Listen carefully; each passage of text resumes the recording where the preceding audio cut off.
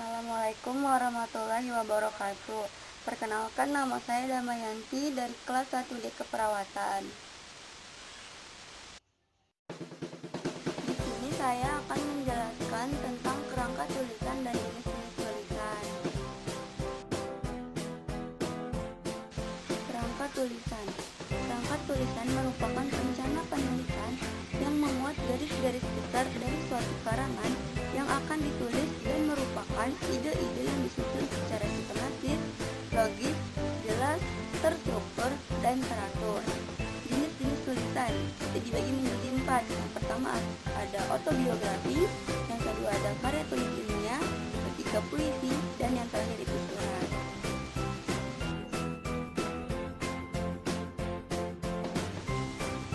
Dari kerangka tulisan yaitu: 1. Memperlihatkan pokok bahasan. Yang kedua, mencegah pembahasan keluar dari sasaran yang sudah dirumuskan dalam topik, judul, kalimat, tesis, dan tujuan karangan. Yang ketiga, memudahkan penyusun karangan sehingga menjadi lebih baik dan teratur. Yang keempat, memudahkan penempatan antara pembagian karangan yang penting dengan yang kurang penting. Yang kelima, menghindari timbulnya pengulangan pembahasan. Yang keenam, membantu mengumpulkan sumber yang diperlukan.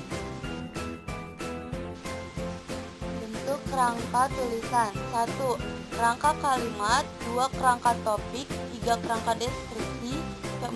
Kerangka narasi, 5. Kerangka eksposisi, 6. Kerangka argumentasi, dan yang ketujuh kerangka persuasi. Rangka-rangka penyusunan kerangka karangan dibagi menjadi 4. 1. Merumuskan tema dan judul, yang kedua mengumpulkan bahan, yang ketiga menyeleksi bahan, dan yang terakhir mengembangkan kerangka karangan. Manfaat kerangka karangan dibagi menjadi 4.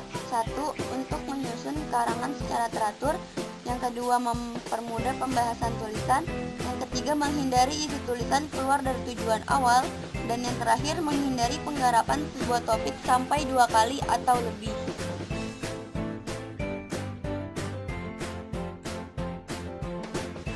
Syarat kerangka karangan yang baik sebagai berikut. 1. Mengungkapkan maksud harus jelas. Yang kedua, tiap unit dalam kerangka karangan hanya mengandung satu gagasan. Yang ketiga, pokok-pokok dalam kerangka karangan harus disusun secara logis. Yang keempat, harus menggunakan pasangan simbol yang konsisten. Pola kerangka karangan. Pola susunan kerangka karangan yang utama ialah pola alamiah dan pola logis. Pola alamiah adalah susunan urutan kerangka karangan sesuai dengan kejadian yang nyata di alam.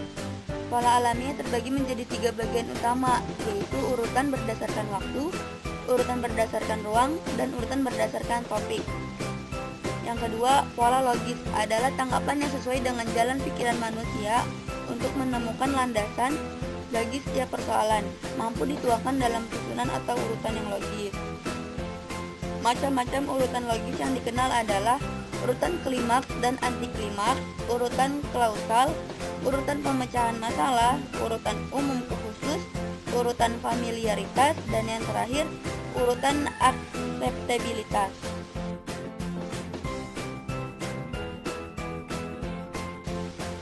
Contoh kerangka karangan. 1. Kerangka sistem lekuk dengan angka Romawi, huruf kapital, dan angka Arab.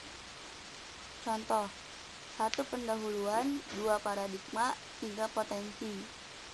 Jadi angka 1, 2, dan 3-nya itu menjadi angka Romawi dan berhuruf kapital. Terus yang kedua ada kerangka sistem lekuk dengan angka desimal. Contoh: 1. Pendahuluan, 2. Potensi akademik, 2.1, 2.2. Jadi angkanya itu seperti angka biasa ya, dan seterusnya. Yang ketiga, kerangka sistem lurus dengan angka Romawi dan desimal. Contohnya bab 1 pendahuluan, 1.1 dan 1.2. Jadi untuk yang babnya itu 1 pendahuluan dirubah menjadi angka Romawi, dan yang 1.1 itu untuk memperjelas sebuah materi ya, jadi dirubah menjadi angka desimal. Dan yang terakhir ada kerangka karangan dengan Romawi lurus dan model kerangka penelitian kualitatif. Contohnya bab 1, bab 2, bab 3, bab 4, dan seterusnya. Jadi dia urutan ya, lurus. Terus angkanya berubah menjadi angka Romawi. Contohnya bab 1 pendahuluan, 1.1 dan 1.2. Jadi untuk yang babnya itu 1 pendahuluan dirubah menjadi angka Romawi, dan yang 1.1 itu untuk memperjelas sebuah materi ya, jadi dirubah menjadi angka desimal. Dan yang terakhir ada kerangka karangan dengan Romawi lurus dan model kerangka penelitian kualitatif. Contohnya bab 1, bab 2, bab 3, bab 4, dan seterusnya.